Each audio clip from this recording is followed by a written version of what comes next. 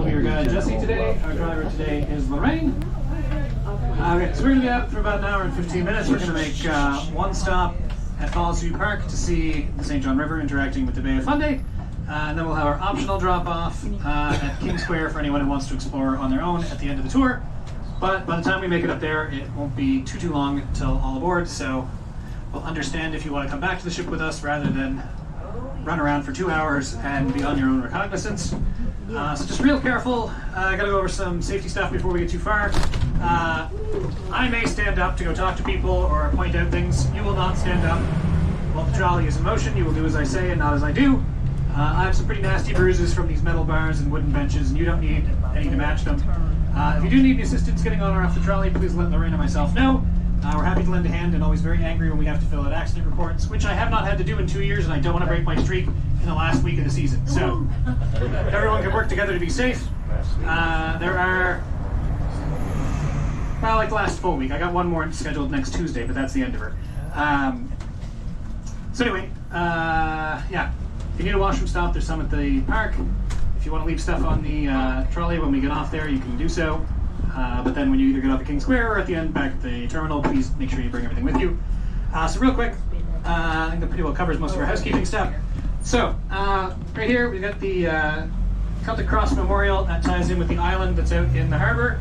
The island is Partridge Island. The only thing that operates out there these days is the Coast Guard lighthouse, but back in the 1800s, it was the quarantine and immigration station for the city of St. John, worked like Ellis Island in New York at a little smaller scale here.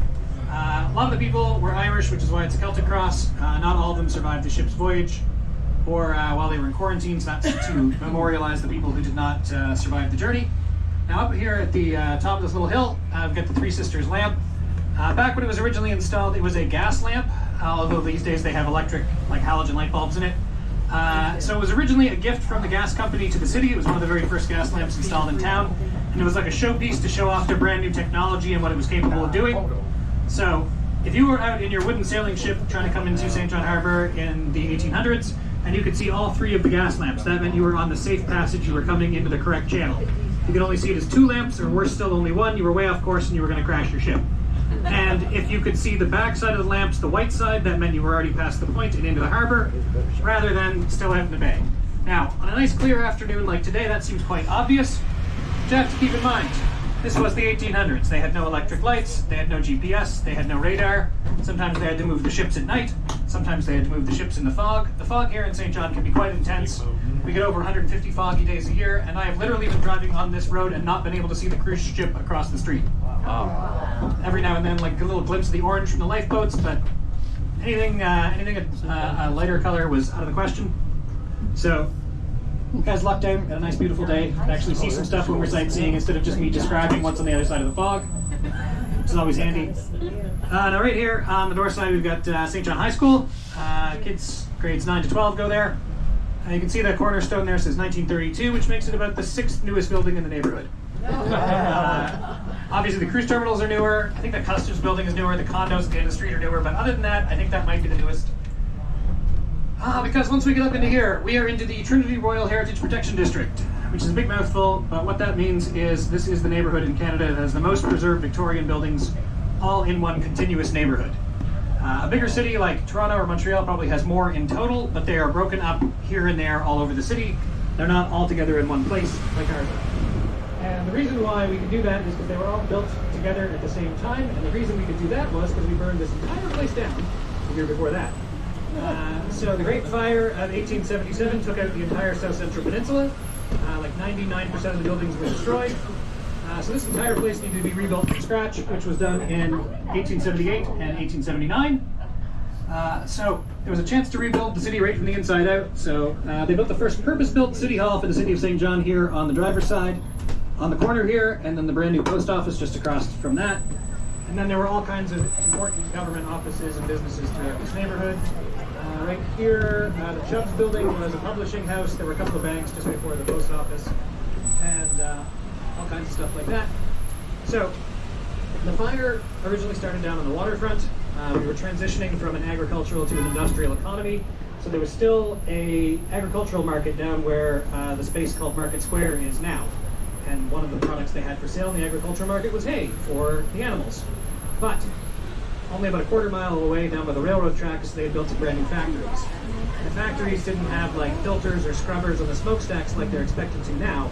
So live embers floated out of the smokestack one day, drifted on the wind over to the hay bales at the agricultural market, and then at about 2 o'clock in the afternoon, one June afternoon, the hay caught on fire. It very quickly spread to the rest of the market and then up the hill, and then everything south of this street on King Street, to the west, to the east, and to the south, completely burned to the ground.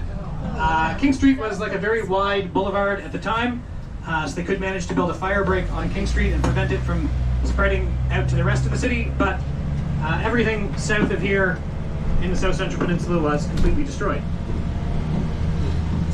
So, to make sure that that didn't happen again, and part of the reason why we have so many of these buildings left, after that was they brought in a very strict fire code afterward to make sure that if we went through all the trouble of rebuilding it, we didn't lose it right around again. So, all of the new buildings had to be made out of stones or bricks. They all had to be 3 to 5 stories tall. They all had to have flat roofs and very tall vertical windows to aid with firefighting. They had to have designated rally points to rescue people if the building caught on fire. And they were not allowed to have alleyways or breezeways or like kind of cul-de-sacs where like garbage could build up and become a fire hazard. So, we went from burning down the entire South Central Peninsula in one enormous fire to never losing more than 2 of them to a single fire in the intervening 150 odd years. So, very different results, very different standards.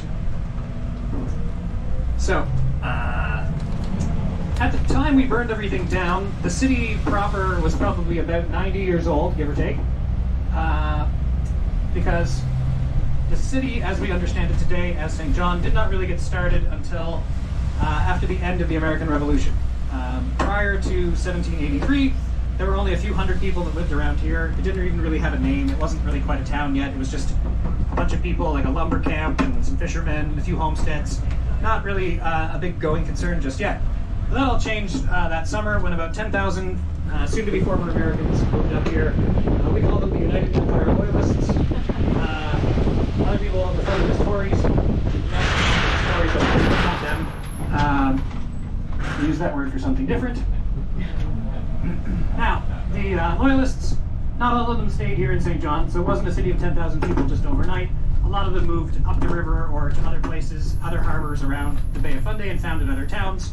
But we did still end up being the largest English-speaking settlement in what would become Canada. And they formed 3 towns around the harbor. On the west side was a place called Carleton, and the north side was a place called Portland, and right here was a town called Partown.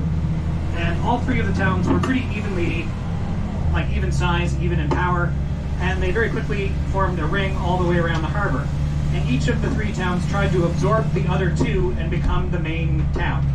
But they were all too evenly matched. None of them could gain any sort of advantage over the other 2, and their squabbling got so annoying that eventually the British Crown stepped in and said, we're erasing all 3 of your towns. None of you ding-dongs get to be in charge. We're appointing our own governor, and we're going to call the whole thing St. John, which was the name of the river, so they named the city after the river. So that is how we became the first incorporated city in Canada. And so sometimes we're referred to as the first city, but the incorporated is implied and does a lot of work in that sentence. Because cities like Quebec City and Montreal and several others in Quebec were already over 100 years old at that point. We were the first one created by royal decree, so we get to be first. A very, very technicality. Or possibly discrimination against the French. Either way, they don't count. I don't make the rules. Right on the city sign. We've got a number of other nicknames, some more accurate than others. The Port City, very accurate. We're the only major seaport on the east, the province of New Brunswick and on the Bay of Fundy. The Loyalist City, pretty accurate, founded by Loyalists. One of our mayors used to call us the greatest little city in the east, and the word little is doing a lot of heavy lifting in that sentence, because it means we don't have to count Montreal or Quebec or Halifax, so we only have to compete against the small ones, so that one's probably technically true. Oh, real quick, have a look down the side street here on the driver's side. You can see the Trinity Anglican Church, which is what the Trinity Royal Heritage Protection District is named after. It wasn't completely destroyed in the fire, but it was quite severely damaged and had to be rebuilt. And for a long, long time it was, well, actually, it's once again the tallest church in town, but we'll talk about how that came to be a little bit later. Now right now we're up at King Square. This is roughly where we'll be dropping you off at the end of the tour if you'd like to be. Now this new headquarters for the Irving Oil Building is meant to look like a building from the 1920s, but it's actually brand new. The inside has a bunch of like modern features and energy efficiency things, but to be allowed to build it in this neighborhood, they had to make it look like the 1920s on the outside. Lots of interesting stuff going on in King Square, including the peanut with bandstand in the center of it. The bottom there, there's a fountain, the top of it. This is the bandstand. And here on the driver's side, we have the Old Loyalist Burial Grounds. It's public park these days, but it was originally the cemetery for the city. So this was kind of the outskirts of town when it was originally set up. So there were interments there going from the 1780s until about the 1830s when they shut it down. They needed to make a new, bigger one someplace further away. So when they did the restoration in the 90s, they put in some cobblestone walkways and brand new fountain and stuff, and they like scraped the moss and some of the vines and stuff off the stones, but they didn't like pressure wash them or scrub them or anything. They are weathered as, you know, in some cases 200 years of history have weathered them. Now, the stones themselves actually reflect loyalty to the British Crown. It's not the Loyalist Burial Ground just because loyalists are buried there. The stones themselves tell a story of loyalty to Britain. So, like I said, when the people first moved in here in big numbers, this wasn't a major city with like heavy industries or anything going on. So there was no like stone quarry, there was no stonemasons. So they had to have any of the stones imported from far away. And the closest and cheapest and easiest place to get them would have been Vermont. Vermont granite was already a well-known commodity, high quality stuff. So you can well imagine no true loyal British subject would ever rest easy under a Yankee stone. So they had to have them imported at great expense from Ireland and Scotland. So, if you've seen some buildings throughout the old Heritage District that look familiar, not much of a coincidence. We actually, part of the aid that helped us rebuild the city was being sent architectural blueprints that the people in Boston and New York weren't using any longer. So we just made exact copies of them and reused them to save time and money. So if you've seen some brownstones that look familiar, it's not a coincidence. Now, one that I think is a St. John original, though, is 290 Crown Street across the way. Beautiful old Victorian home. You can see the intricate stonework on it. Now that one also has a reputation of having been haunted for a big period. The original owner was said to be a lifelong bachelor. He had no children he claimed as his own and no wife. So when he passed away, he had stipulated in his will that the house was to go to his oldest living relative that did not yet own a home of their own. So at the time of his passing, the person who got it was his 22-year-old niece, who was still a single woman. And suddenly she became a very eligible marriage prospect because she came with that beautiful house. So many of the unscrupulous young men and some of the not so young men would come by and try to ask her out, take her courting, and with maybe eyes more toward the house than the young lady. And the uncle, despite being dead, did not approve of this one little bit. So when a suitor came by that he did not approve of, the lights would go out, there'd be creepy moaning sounds, it'd get very cold, the windows would rattle, the dishes would rattle in the cupboard, and everything would be real spooky until he took off. And then eventually, she took a fancy to a young fella. The uncle somehow approved, and once they got married and he moved in and they had settled down, it didn't matter who came to visit, the ghost didn't manifest any longer because he knew everything was safe and secure. So if you're coming out to go ghost hunting, I'm sorry you missed him by like 100 years, but for a little while, just in time for Halloween, we got ourselves a ghost story. Okay, so talk a little bit about the port and stuff here in St. John before we leave the water area. So if you saw the body of water over on the door side as we were going by, that's the other part of the working port of St. John called Courtney Bay. They export finished oil products from the Irving Oil Refinery as well as potash from Courtney Bay. The main part of the harbor that you guys came in on, the west side, is now almost exclusively cargo containers, although there is still a car and passenger ferry that goes to Digby, Nova Scotia, that leaves from the far end of the harbor. And the east side now is mostly cruise ships. So you probably have heard that the tides in the Bay of Fundy are the highest in the world. Here in the harbor, they're not at their absolute maximum in the bay. They tend to be between 28 and 32 feet on any given tide. So full tide cycle is 12 hours and 26 minutes, so 6 hours and 13 minutes up 30 feet, 6 hours and 13 minutes back down 30 feet. that can translate to quite a lot of horizontal feet depending on what the topography of the bottom of the ocean is as that's going on. Now, the highest ones in the world are at the far end of the bay in the little narrow bits between Nova Scotia and New Brunswick. That's where they'll get like 50, 52 feet on the regular, which can be as much as like 3/4 of a mile of exposed beach that then goes back under the ocean as the tide comes back up. So you can really, literally get out over your head if you're not paying attention. And have to hustle back to shore quite quickly as the water chases you back in. You gotta make sure you don't get in any sort of weird little inlets or corners that you can't get back out of.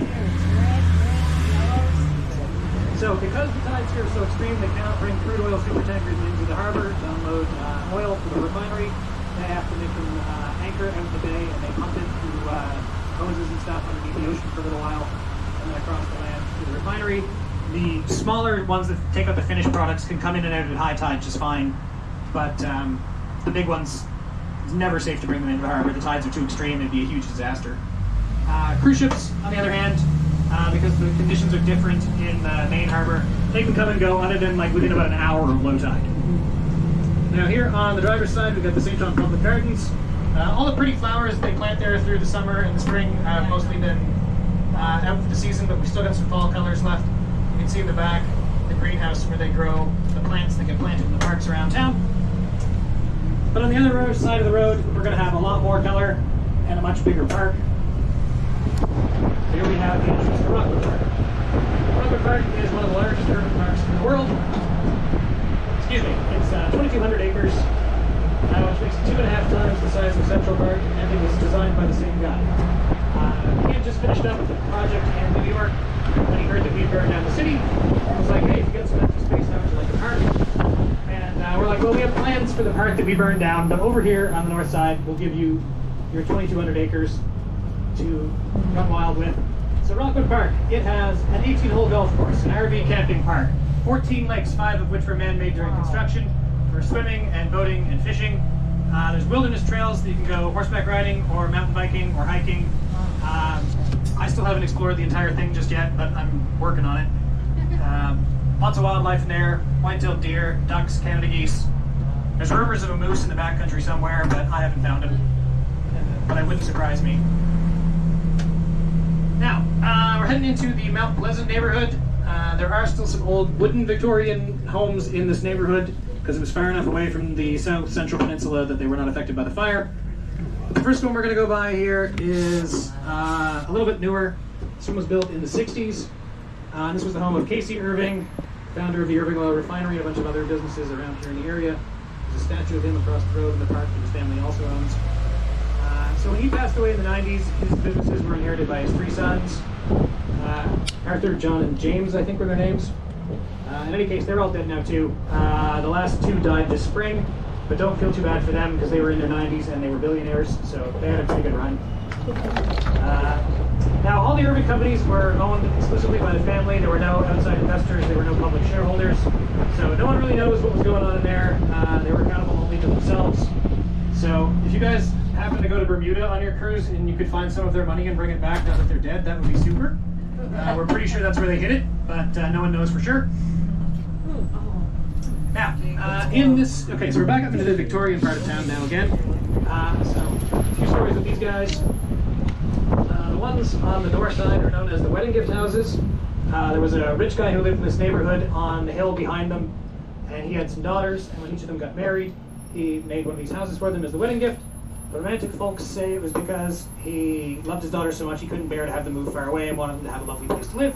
Cynical people say that he did not like his sons-in-laws and wanted to literally look down on them from the hill up above. I don't see why it couldn't be both. People are complicated. Now, across the road, this was Casey Irving's house back when his kids were growing up, back when they were only millionaires and not billionaires. It's very sad times for them. The hardship upon hardship. Because they would have been green with envy of their next-door neighbors. Which is the most... Don't let the hippie van fool you. This is the biggest and probably most expensive single-family dwelling within the city of St. John. This was the old Estabrooks estate. The Estabrooks family here in St. John owned the Red Rose Tea Company. So you can kind of do the math on how much money you can make running a tea company in the British Empire during the Victorian times. That's the house that time we got them. So, it was a good place to have a tea company. We were right in the middle of all the transatlantic trade and stuff.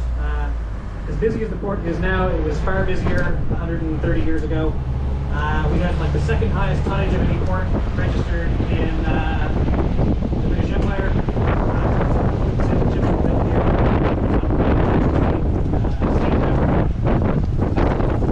And the nautical nature of life here in this area sometimes manifests itself in strange ways. Like a lot of the stones in these old neighborhoods are not actually stones that were quarried around here. They were originally ballast stones in wooden sailing ships. And the most dramatic example of that is this house right here. This was Captain Park's house. He was a sea captain and he wanted his house to reflect that.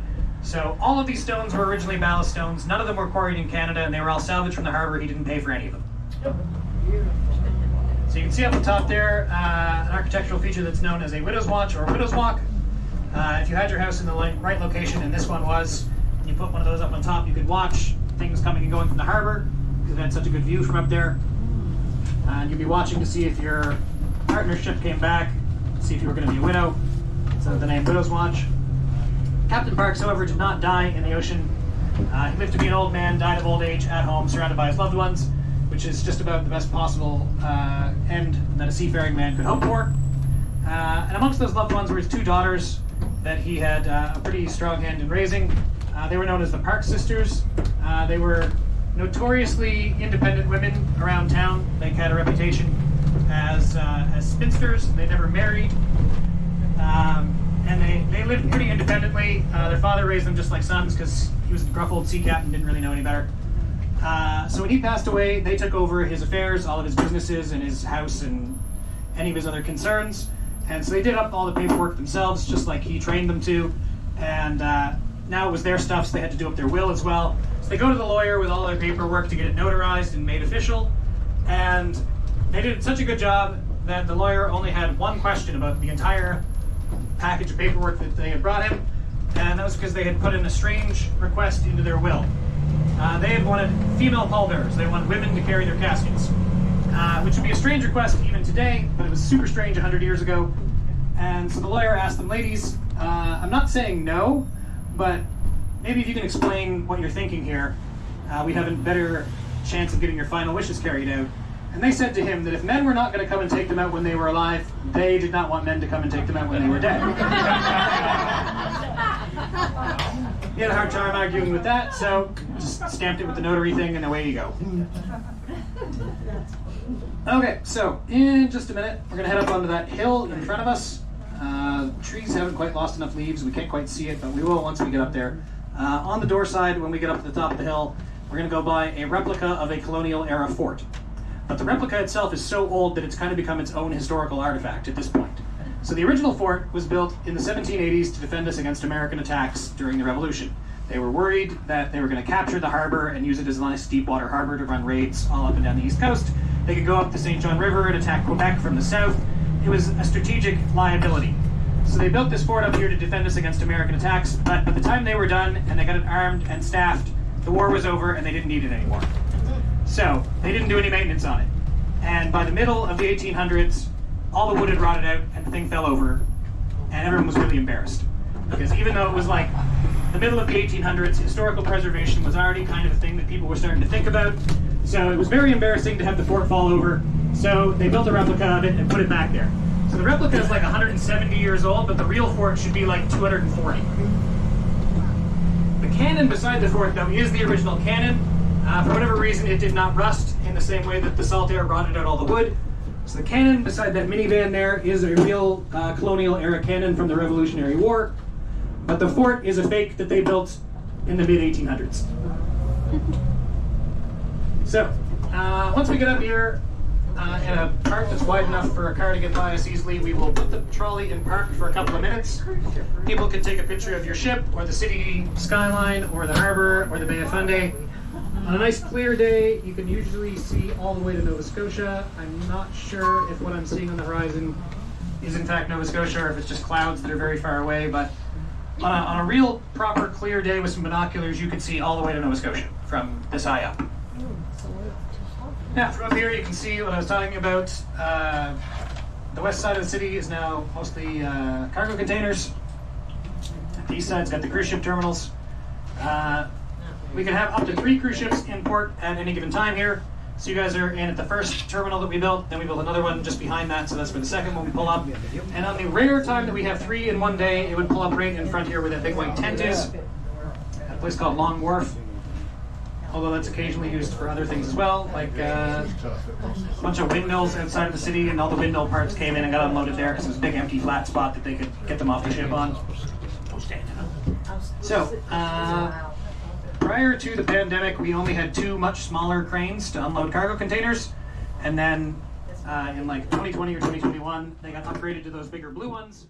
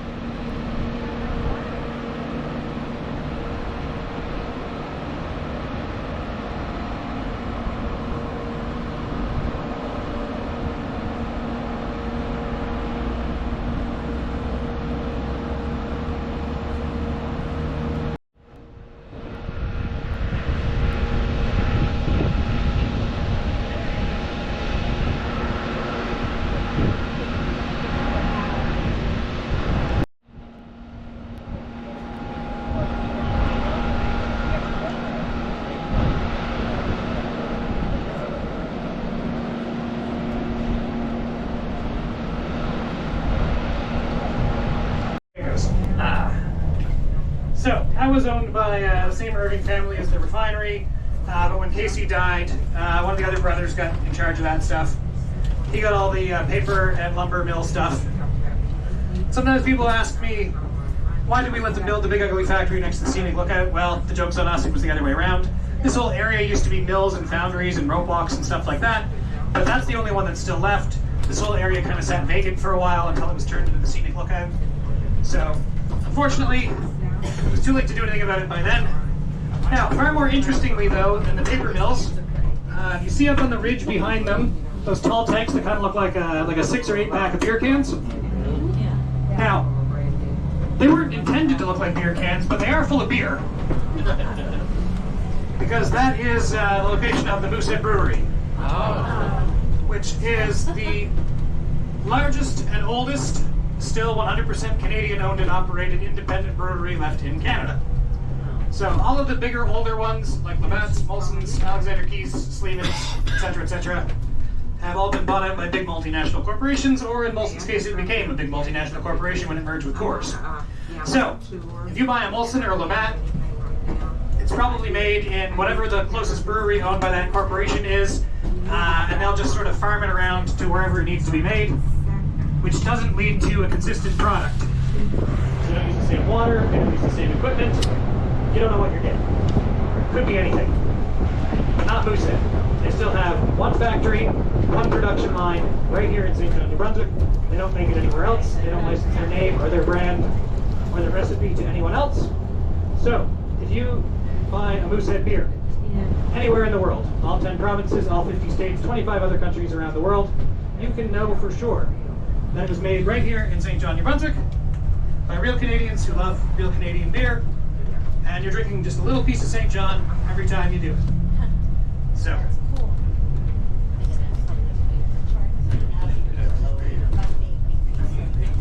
Okay, so the Bay of Fundy asks you the origin name of the Bay of Fundy. The origins of the name have officially been lost. There's two theories. One is that it's a native word that we have messed up so badly that even the natives don't know what it is anymore. Or it could be messing with the French word fendu, which means forked, because the end of the bay is like, it's straight the whole way up, and then there's like a little peninsula that comes out of Nova Scotia, and the end of it is forked. But the oldest maps that have survived to modern times all say Fundy on it, and they all have the spelling as it is modernly. So we don't know, like we don't have anything prior to that that has a different name on it to figure out how it got from there to here. So as far as anyone remembers, it's always been Fundy, and we're not quite sure why. Because this whole area was originally explored in the early 1600s by the French. They were actually the ones that changed the name of the river. Most of the rivers in New Brunswick still have their native names. The kind of cases, the Miramichi, the Petitcodiac, etc., etc. Those would be the four other, like the four biggest ones in the province would be that and the St. John. And the St. John was originally called the Wollastook, was the native word that meant the beautiful river or the shining waters. It was the biggest and most important of the four of them. And in fact, the tribe that lived in what would become New Brunswick called themselves the Wollastookiak, or the people of the river. But when Samuel de Champlain rolled in here in 1604, he arrived on Saint Jean de Baptiste Day for the Feast of Saint John the Baptist. And he was so excited to make this big momentous discovery on this important religious holiday for him that he went ahead and named it the St. John River before he got off and talked to anybody. Which was weird because he wrote down the correct names for every other thing. And on his map, it says the Bay of Fundy. And we don't know where he got that name, and we don't know why he called it that, but going all the way back to Champlain, it was already the Bay of Fundy, and no one knows why. We don't know if the natives told him that, if he made it up himself, but the oldest maps that we have already say Fundy on them, and no one knows why. So, as a demonstration of the tide here, you can have a look over to the Coast Guard Pier. There's a dock that floats up and down the pier as it goes. You can see the high water mark is just about level with the top of the boat. At the far extreme of low tide, it's probably about 2 or 3 feet above it. And then at high tide, the top of the boat will be taller than the top of the pier. So it makes a pretty big difference. So anyway, the French colonized this area for the first 150 years after Champlain discovered it, until they were eventually conquered by the British. The British had already conquered Quebec a few years before that, but there were too many people in Quebec for them to really do anything about, other than for them to promise to behave themselves in exchange for being more or less left alone. The people here were not as densely populated, and there weren't nearly as many of them, so the British decided to remove them and make way for British settlers. So the French people that lived in this area were called Acadians, and the British tried to throw out as many as they could catch in what was known as the Great Expulsion, or the Grand Dérangement in French. They deported them to Quebec, they deported them to France, they deported them to Haiti, they deported them anywhere they could dump them, as long as it wasn't here. Some of them ran away in the woods with the native peoples.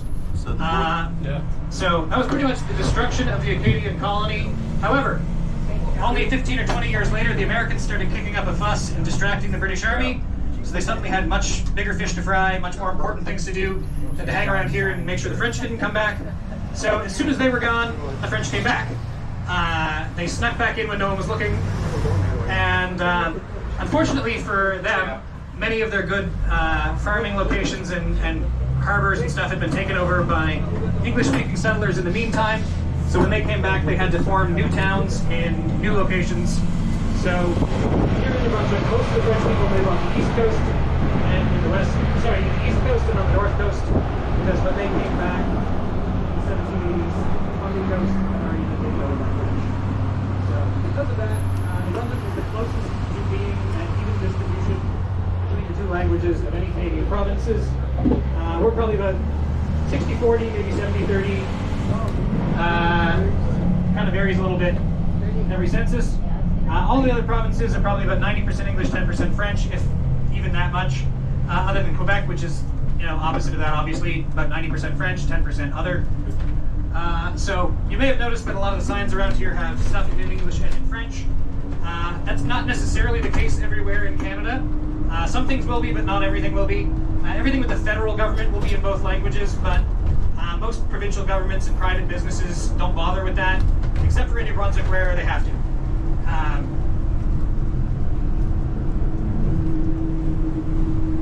Okay, so in just a second, on the driver's side, we're going to go by TD Station. It's the biggest hockey arena in town.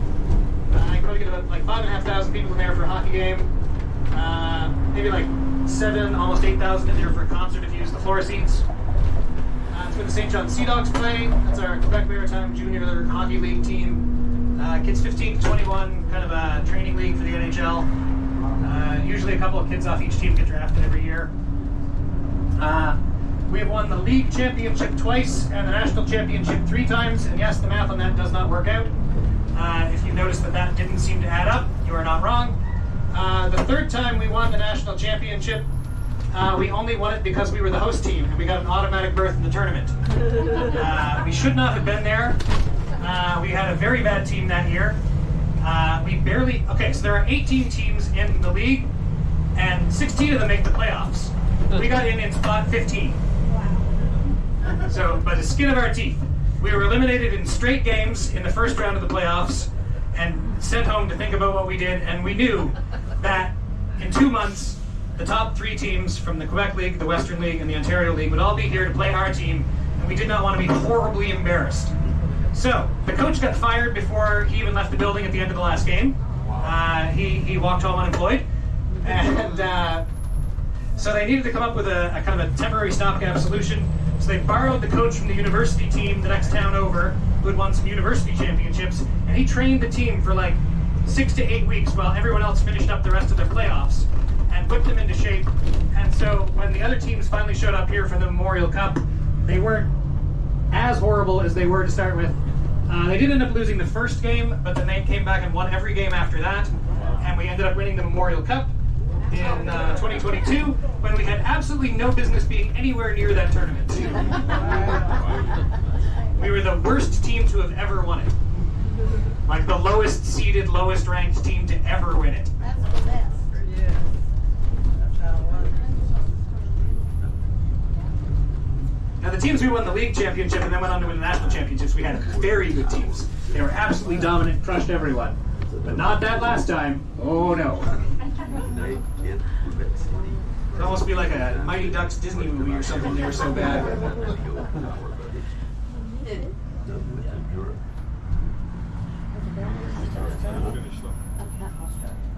So you finished? Yeah.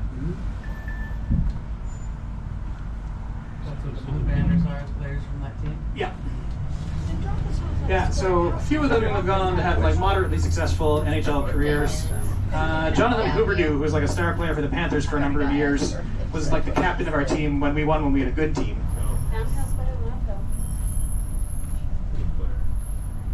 Although I think he got traded to like Calgary or something and he stinks now, but anyway. When he was in Florida he was doing good, and when he was here he was doing good. Did he win the cup with them last year then? No, he got traded before they won the cup. Oh, too bad. Yeah, I know, it was very disappointing.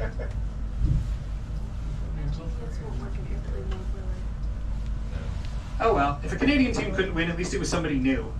Yeah. I don't mind when a new team wins. I don't think. Yeah. So like the Lightning have already won it a couple of times, they don't need to win it again. We were fortunate last year and won it in Vegas, so. Oh yeah. Yeah, a lot of people here, Vegas merch. Yeah? Yeah, it's like for not like Montreal, Toronto, or Boston, it does all right. Okay, so I was talking about the weather vane on the top of the church. So if you have a quick look up this street, you can see the Catholic Church. And so originally the Church of England, the Anglican Church, was the big church here in town. But then Irish Catholics and other Catholics moved in over the years. They raised a lot of money and they built that very large cathedral down there. And it took the title of the tallest church in town off of the Anglican church that we saw earlier in the tour. The Anglicans did not take that lying down. They added that weather vane on the top of it that looks like a salmon and raised the height of their church by 9 feet. And then suddenly they were the tallest church in town again. Okay, so back to King Square. If any of you would like to get off here and explore on your own, you now have the option to do so. It's just shy of 2 hours till all aboard, so you don't have tons of time, but you probably don't need more than 15 or so minutes to walk back to the ship from here. As long as you're heading down the hill or to the left, you're heading the right way, you cannot miss it. But if you do not wish to go out and explore on your own, I will certainly understand with the limited time frame. So, if you're hopping off here, I will thank you for joining us and bid you good day. If you are not going to go out and explore on your own for the next 2 hours, no, this is it. If you leave, then you have to go back on your own. Just pretty well anywhere between here and the ship is fine. So you go into the market, it's over there. Or if you go down King Street and any of the side streets off of it for about 2 blocks have shops and restaurants and stuff.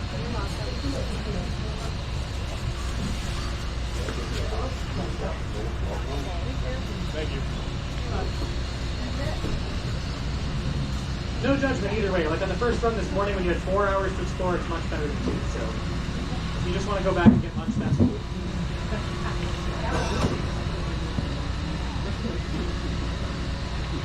Usually when we do 4 runs of these in a day, the first run we come back with maybe 2 or 3 people on the bus, and by the end of the last one it's still 100% full. So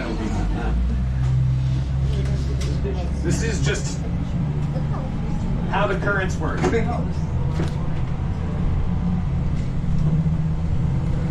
Okay. So, there's one other story that I don't get a chance to tell about the Loyalist Cemetery, and that's about the last internment in there. So, they were going to close the place up on March 31st of 1832, I think was the official date. And there was this one old widower whose wife had been buried there a number of years before. And it was what became his final wish to be buried next to her. The problem was, it was March 30th and he was still alive. And so, it was obviously going to miss the window. So he literally willed himself to die. And even though there was nothing wrong with him, officially that the doctors in those days could determine, he was so adamant that he was going to be buried next to his wife that he basically willed himself to die the day before the cemetery closed, and was buried at 4:30 on the 31st when they were closing it at 5 o'clock. He was the last person to ever be buried there and made it in by 30 minutes. He died the evening before. They rushed the funeral and they rushed the burial so that he would get in as the last person and could rest by his wife as he wanted to. And since he had gone through all the trouble of dying the day before, they felt that it was, it would be the proper thing to honor his wishes. But usually the story about the stones in Vermont and stuff is a funnier story, so we don't always get that one. Okay. Oh yeah, so real quick. So King Street was back there. The street after King Street is Princess Street. The street after that is Duke Street, which is what we're on right now. And the one after that is Queen Street. At the top of King Street is King Square. At the top of Queen Street is Queen Square. And the cross street that's now blocked for the construction is Charlotte Street, named after Queen Charlotte, who was the Queen consort at the time. Any of you watching Bridgerton, it is that Queen Charlotte, in case you were wondering. Same one to place it in time and space. So has anyone picked up on the theme that the United Empire Loyalists were going for here when they were naming the streets of town? Never missing a chance to live up to the name. Oh my god, that is the tiniest jaw I've ever seen.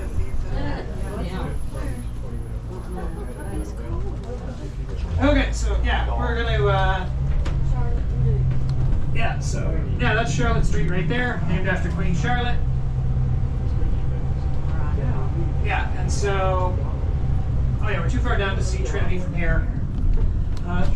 That's another of the old churches, but it's no longer in operation. That was the Church of St. Andrew and St. David with the United Church of Canada. They don't have too many people in their congregation in this part of town any longer. So that one's for sale if you're looking to buy an old historic church. You can get the Church of St. Andrew, St. David about half a block up that way. I'm not sure what they're asking for it, but it's a lovely church. When I lived in this neighborhood, that's where I went. But then I moved away, and then they only had like 6 people going, so they shut it down. Well, there's a lot of churches in this area, so they didn't really need them all to keep being churches.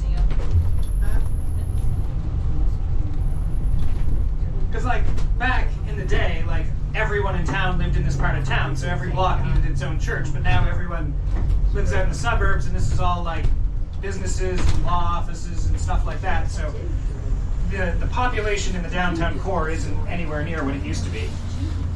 So they can't keep the old historic churches open because there's no congregation, because like hardly anyone lives up here any longer. Yeah, relative to, back in the day. Okay, so right here is the Area 506 Container Village. If any of you are looking for some last minute souvenirs but didn't want to mess around all through town, this is an option. This was originally like a support thing for a concert series. It was also called the Area 506 Concert Festival. Originally it was down on Long Wharf, like we saw come up the cliff, but they realized that people could go up on the hill on the other side of the highway and watch the concert without going in. So like the year after that, they built a wall of shipping containers to block everyone's view, to create better acoustics for the people inside. And then after that, they're like, well, since we got all these shipping containers here, we might as well like put the chip stand and the merch table and the beer garden and stuff on these containers. And they're like, well, that was so much fun, we'll just leave them up all year round. So they still do the concerts a couple of weekends in August, but now the containers are there all the time. So anyway, thank you so much for joining us on our Trolley Around St. John tour. I hope you had a good time. Once again, we are Keel Tours. My name is Jesse. Our driver is Lorraine.